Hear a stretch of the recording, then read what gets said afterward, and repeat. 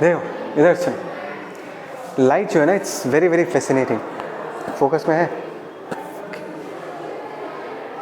I told you fascinating and at the same time it is complicated, because light को आज तक हमने इसके बारे में हमने इसको आज तक कम्प्लीटली हम डिफाइन नहीं कर पाए इसको कि एक्चुअली है क्या। एक छोटा सा हिस्ट्री का कहानी बताना चाहूँगा कि एक वक्त था जब न्यूटन एंड हुक जो था, both of them are scientist right. Hooke's law सुना होगा, Newton, they were rivals basically. तो न्यूटन ये मानता था कि लाइट जो है it is made up of particles, corpuscular theory बोलते हैं। उसने जो थ्योरी दिया था that was corpuscular theory. Is that clear? लेकिन उसी वक्त हुक भी था। हुक ने कहा कि नहीं भाई, light is not made up of particles, light is a wave, right. So basically they were rivals. कुछ सालों बाद कुछ एक्सपेरिमेंट्स परफॉर्म किया गया और हुक सही निकला, मतलब नहीं, लाइट का वेव नेचर प्रूव हो रहा था। बात समझ में आया? उसके बाद हमने ईएम वेव्स में मैक्सवेल इक्वेशन स्टडी किया। तो मैक्सवेल की इक्वेशंस जब मैक्सवेल ने बना के दिया, तब ये जो डिबेट था कि लाइट पार्टिकल है या वेव है, ये वाला debate almost it died out, because Maxwell equations very properly justified the fact कि light is an electromagnetic wave. याद आ रहा कुछ? समझ में आया? तो बहुत सालों बाद एल्बर्ट आइंस्टाइन ने देखा कि अगर हमारे पास एक मेटल सरफेस है, उस मेटल सरफेस पे अगर हम लाइट चमकाते हैं, लाइट गिराते हैं, तो उससे इलेक्ट्रॉन्स निकलते हैं। ये देखा गया। बात समझ में आया?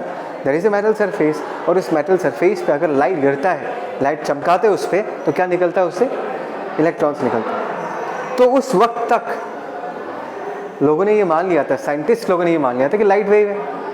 तो ठीक है, इसको कैसे एक्सप्लेन करें? लाइट अगर वेव है, इलेक्ट्रॉन्स कैसे एमिट कर रहे हैं? तो हम क्या कहेंगे, हमको जो अब तक का वेव थोड़ी पता, हम क्या कहेंगे, नहीं लाइट गिर रहा है मतलब क्या गिर रहा है? वेव फ्रंट गिर रहा होगा। वेव फ्रंट्स के पास क्या होता है? एनर्जी होता है। तो वेव फ्रंट्स के थ्रू एनर्जी किसको देता है? इलेक्ट्रॉन्स को देता है, और इलेक्ट्रॉन्स उस एनर्जी को एब्जॉर्व करके मेटल सरफेस से बाहर निकल के आ जाता है। तो नाइस एक्सप्लेनेशन। लेकिन प्रॉब्लम क्या हुआ पता है? प्रॉब्लम इसमें ये हुआ कि ये जो इलेक्ट्रॉन्स का एमिशन हो रहा है ना, जो इलेक्ट्रॉन्स निकल रहा है, ये देखा गया कि सारा लाइट, मतलब different lambdas of light, different frequencies of light, सारा लाइट ये फिनोमिनन एग्जिबिट नहीं कर पा रहा।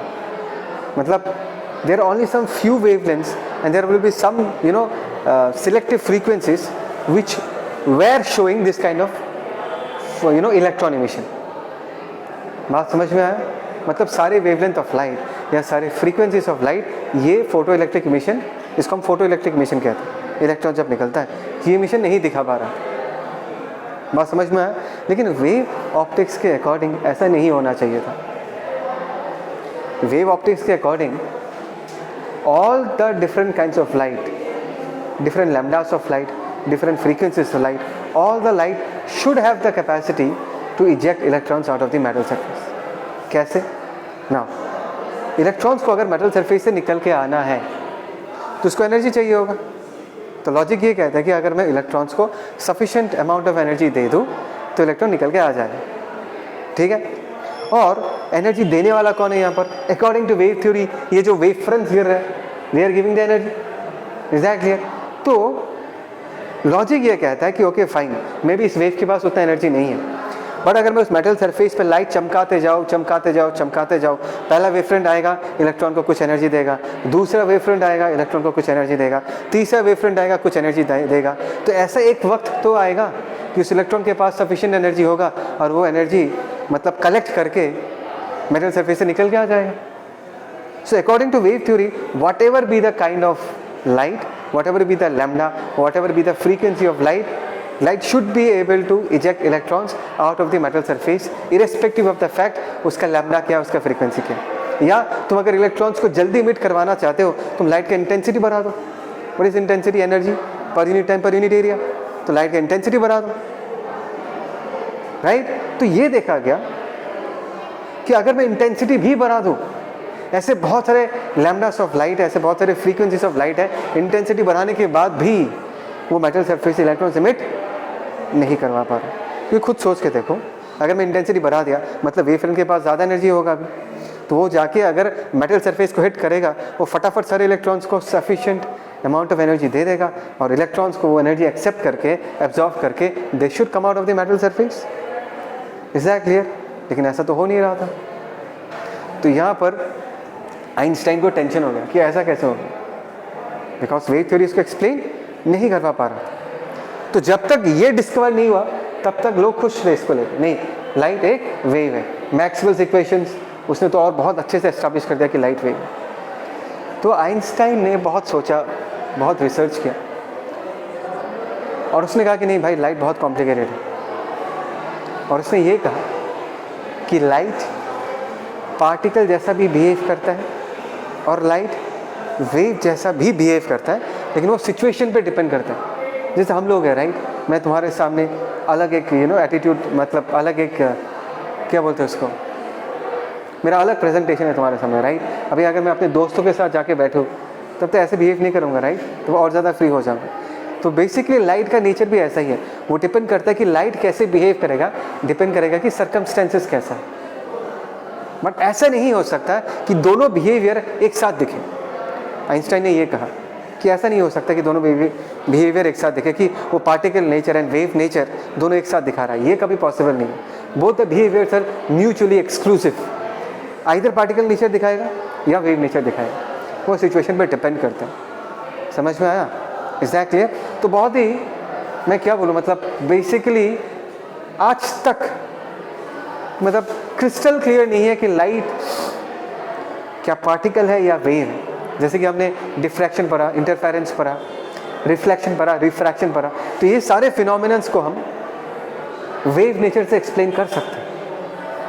बट ये जो फिनोमिनन है, this is called as photo electric effect, पढ़ा होगा तुम लोगों ने केमिस्ट्री में। इस फिनोमिनन को हम वेव नेचर से एक्सप्लेन नहीं कर पाएंगे। अगर इसको एक्सप्लेन करना है तो हमको लाइट को एज ए पार्टिकल ट्रीट करना पड़ेगा। और यहाँ पर आइंस्टाइन ने बहुत खतरनाक एक एजम्पशन लिया था। ये लिया था कि नहीं, जो मैंने तुमको ऑलरेडी कह दिया कि particle nature as well as wave nature दोनों एग्जिबिट करते हैं, राइट। एंड आइंस्टाइन को नोबेल प्राइज क्यों मिला था? Is it because of theory of relativity? It is because of explaining photo electric effect.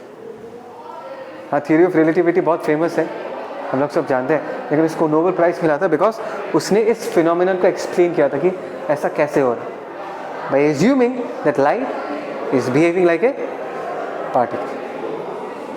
समझ में आया? तो ये था इस पर्टिकुलर चैप्टर का बैकग्राउंड। बहुत ही इंटरेस्टिंग है, इसलिए मैं हमेशा कहता हूँ कि लाइट बहुत ब्यूटीफुल भी है लेकिन बहुत कॉम्प्लिकेटेड भी है। अभी अगर तुम लाइट को पार्टिकल जैसा ट्रीट कर लो तो तुम डिफ्रैक्शन और इंटरफेरेंस एक्सप्लेन नहीं कर पाओगे, बिकॉज पार्टिकल तो हमेशा सीधा जाएगा, वो बेंड होके कैसे जाएगा? बेंड होके नहीं जा सकता। तो बेंडिंग ऑफ लाइट को एक्सप्लेन करने के लिए वेव नेचर आ जाता है। बात समझ में आ रहा है? लेकिन इसको एक्सप्लेन करने के लिए हमको सबसे पहले एक प्लैंक्स का क्वांटम थ्योरी ऑफ लाइट आता है।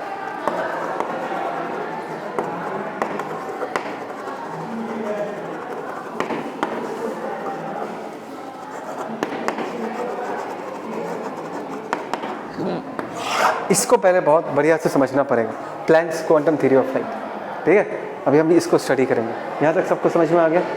पॉज करना। तो जैसे कि मैंने कहा था कि अगर हमें आइंस्टाइन्स का फोटो इलेक्ट्रिक इफेक्ट का एक्सप्लेनेशन समझना है तो first thing that we need to understand is Planck's quantum theory of light. बहुत सिंपल है। प्लैंक ने कहा कि light is made up of packets of energy. क्या बोला मैंने? Light is made up of packets of energy called as photons, right. तो अभी अगर मैं तुमको पूछूं इस बीम में कितना एनर्जी है तो तुम क्या करोगे? तुम पहले ये कैलकुलेट करोगे इस बीम के अंदर कितने सारे पैकेट्स हैं, 1 2 3 4 5 6 7 8, total n number of packets है। हर एक पैकेट में कुछ ना कुछ एनर्जी होगा, फिक्स्ड अमाउंट ऑफ एनर्जी। तो इस बीम का टोटल एनर्जी क्या होगा? बीम का जो टोटल एनर्जी होगा that will be equal to what? n times the energy of one photon. So we say that energy of light is what? Quantized. Quantization का logic याद है? Quantization होता क्या है? अगर हम किसी भी फिजिकल क्वांटिटी को एक सिंगल एंटिटी का इंटीजर मल्टीपल करके एक्सप्रेस कर सकते हैं। If you can express a physical quantity in terms of integral multiple of a single unit, we call that quantity to be quantized, right. तो यहाँ पर n जो होगा वो क्या होगा, n तो इंटीजर होगा, because n will represent the number of packets inside that light, right. And what is E photon, E is energy of one photon. एक पैकेट में कितना एनर्जी है, ये E एनर्जी, उसका वैल्यू कितना है, उसका value is given by this expression h nu। h is Planck's constant and what is nu, nu is the frequency of that light. जिस लाइट के बारे में बात कर रहे हो, nu is the frequency of that light. और frequency को अगर लैम्डा के टर्म्स में एक्सप्रेस करना चाहोगे तो nu को तुम क्या लिख दोगे, c by lambda, where lambda is the wavelength of the light. बात समझ में आया?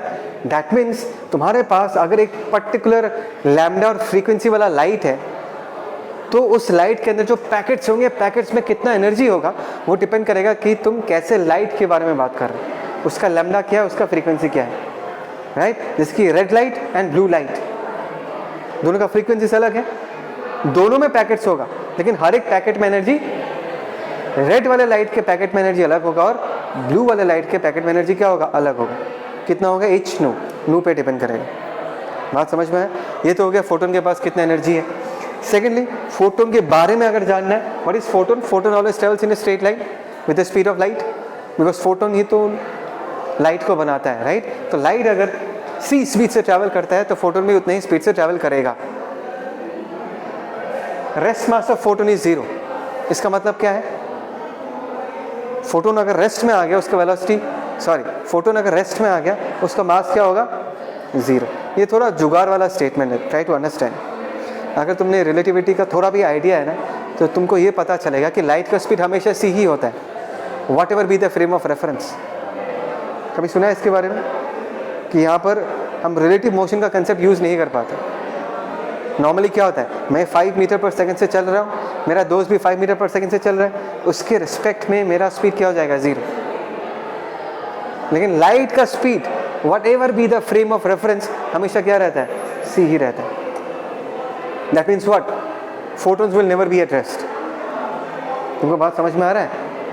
ठीक है ना। That means photons will never be at rest. इसलिए हम यहाँ पर कहते हैं कि rest mass of photon is 0, but it indirectly means that photon कभी भी रेस्ट में नहीं आता। खुद सोच के देखो यार, देखो बात को समझो, थोड़ा ब्रॉड तरीके से समझो कि आइंस्टाइन ने अपना मास एनर्जी रिलेशनशिप भी दिया था, E = mc²। तो E = mc² अगर है, मैं चलो लिख के देता हूँ, और मुझे पता है कि एक फोटोन के पास कितना एनर्जी होता है, h nu होता है, तो यहाँ से मैं मास निकाल सकता हूँ उस फोटोन का, m का वैल्यू क्या होगा, h nu by c²। Do you agree with this? तो सिंपली आज के बाद से ऐसा समझना कि अगर किसी के पास एनर्जी है तो उसके पास मास भी होगा, अगर किसी के पास मास है तो उसके पास एनर्जी भी होगा। तो अगर फोटोन के पास एनर्जी है, पहला डिस्कशन तो यही था कि फोटोन के पास एनर्जी है, तो तुमको क्या समझ में आ जाना चाहिए कि फोटोन के पास क्या होगा, मास भी होगा। Is that clear? पहली बात तो ये है। दूसरा क्या है, इट इज इलेक्ट्रिकली न्यूट्रल, इसके पास कोई चार्ज नहीं है, इलेक्ट्रिक एंड मैग्नेटिक फील्ड में ये डिफ्लेक्ट नहीं करेगा, it will show no deflection, right. Fourth, when photons moves from one medium to another medium, frequency does not change. वो तो हमको वेव के केस में भी पता था कि जब वेव एक मीडियम से दूसरे मीडियम के पास जाता है, लैम्डा बदल जाता है, स्पीड बदल जाता है, लेकिन फ्रीक्वेंसी चेंज नहीं होता। वो किस पे डिपेंड करता है, वो सिर्फ सोर्स पे डिपेंड करता है। फोटोन का भी जो एनर्जी है वो किस पे डिपेंड कर रहा है, नू पे डिपेंड कर रहा है। तो अगर फोटोन एक मीडियम से दूसरे मीडियम चला भी जाए, उसके एनर्जी में कोई चेंज नहीं आएगा। Is that clear? समझ में आया? चलो आज इतना ही, ठीक है ना। Next class